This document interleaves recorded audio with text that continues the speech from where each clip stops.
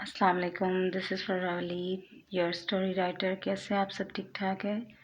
Hope आप सब ठीक ही होंगे।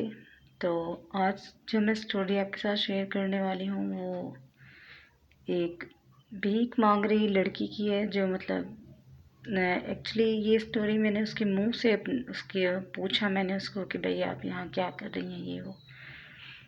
मैं अपनी स्टोरी का आगाज़ करती हूँ आपके साथ। एक सेकेंड। आज एक्चुअली मैं अपने बच्चों को ना ट्यूशन छोड़ने जा रही थी, अपनी बेटियों को। उन्हें मैं ट्यूशन छोड़ने जा रही थी तो वहाँ एक औरत ना भीख मांग रही थी। औरत नहीं, लड़की, सॉरी, लड़की थी वो। तो उसकी आंखें बहुत प्यारी लग रही थी मुझे। जब मैं अपने बच्चों को छोड़ के आई तो मैं वापस आई, उसके पास खड़ी हुई मैंने उससे पूछा कि क्या आप ये निकाब थोड़ी देर के लिए उतार सकती हैं, मैं आपका चेहरा देख सकती हूँ। तो जब उसने अपना निकाब उतारा तो सच अ ब्यूटीफुल गर्ल, बहुत प्यारी लड़की थी वो। मैंने उसको पूछा कि मतलब आपकी गोद में ये बच्ची भी है और आप ख़ुद भी यंग हैं, तो आप यहाँ भीख क्यों मांग रही हैं? आपके कोई बाप भाई, कोई शौहर, मतलब ये सब कहाँ है जो आप यहाँ दर बदर हो रही हैं बाज़ार में?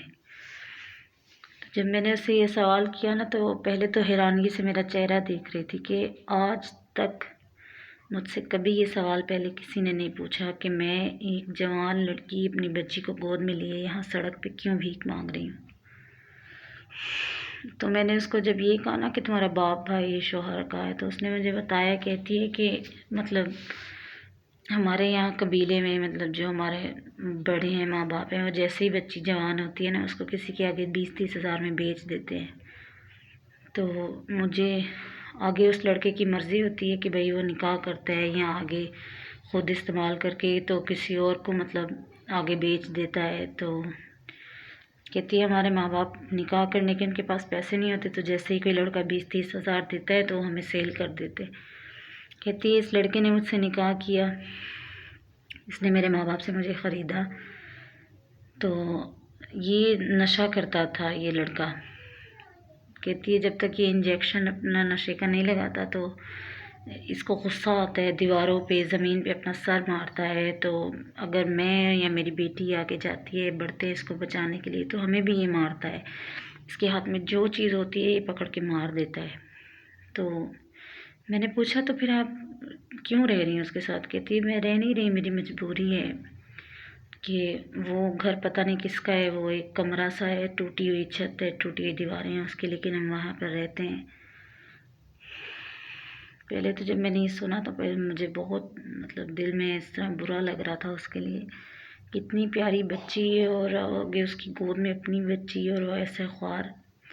तो मैंने कहा तो क्या तुम इसी तरह भीख मांग कर अपना गुजारा करती है और अपनी बच्ची का भी? उसने कहा जी।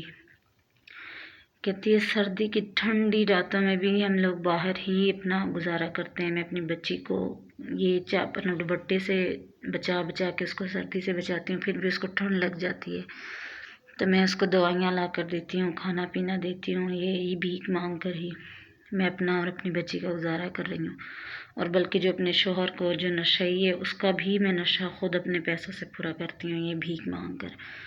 उसने बताया कि रोड पर या इधर उधर गलियों में जब हम बैठे होते हैं, बेशक हमने निकाब किया हो, पर्दा किया हो, हमें बहुत लोग तंग करते हैं, ख़ास तौर पे रात में।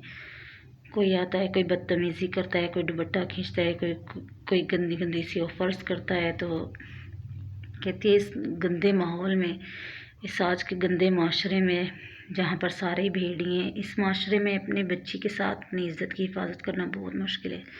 उसने बताया कि सर्दी में जब सर्द रातों में आप लोग कंबल ओढ़े, आप लोग अमीर घरों में, उसने जब मुझे कहा ना अमीर घरों में, मुझे अपने आप पर शर्म आ रही थी कि हम लोग जब यहाँ पर किसी को भीख मांगते हुए देखते हैं ना, हम कहते हैं ये तो इनका पेशा है।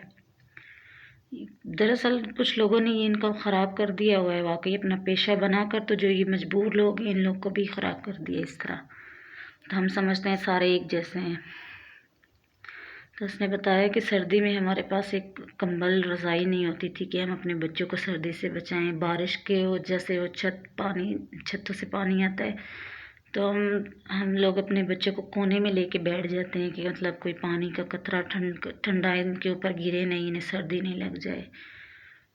تو گرمیوں میں بھی اس نے بتایا کہ گرمیوں سے بھی ہمارے بچے نڈھال ہو جاتے ہیں، صاف پانی تک ہمیں میسر نہیں ہوتا، ہم لوگ ایک گندے فلٹروں سے پانی لے کر پانی پیتے ہیں، جس وجہ سے ہمارے بچے بھی بیمار رہتے ہیں، ہم بھی بیمار رہتے ہیں، اور اسی طرح بس کپڑے کوئی دے دے تو پہن لیتے ہیں، نہیں دے تو زندگی گزر رہی ہے۔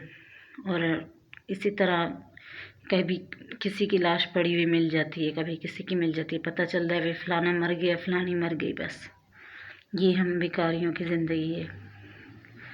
آپ لوگ جتنی بھی بیویاں ہیں، بہنیں ہیں، مائیں ہیں، جن کے ماں باپ زندہ ہیں، شوہر زندہ ہیں، انہیں دیکھ کر آپ الحمدللہ کہیں کہ آپ کو حفاظت والی، انہوں نے عزت والی زندگی دی ہے، چھت دی ہے۔ دنیا میں بہت مجبور لوگ ہیں جو اپنی عزت کو، اپنے بچوں کو بہت مشکل سے پال رہے ہیں۔ تو میری یہ سٹوری جو میں نے اس کے منہ سے سنی اور آپ لوگوں تک پہنچائی، آپ لوگ کو یہ اچھی لگی ہو تو اس پہ کمنٹ کریے گا، شیئر کریے گا، اور میرے چینل کو لازمی سبسکرائب کریں۔ ٹھیک ہے، خیال رکھیے گا، اللہ حافظ۔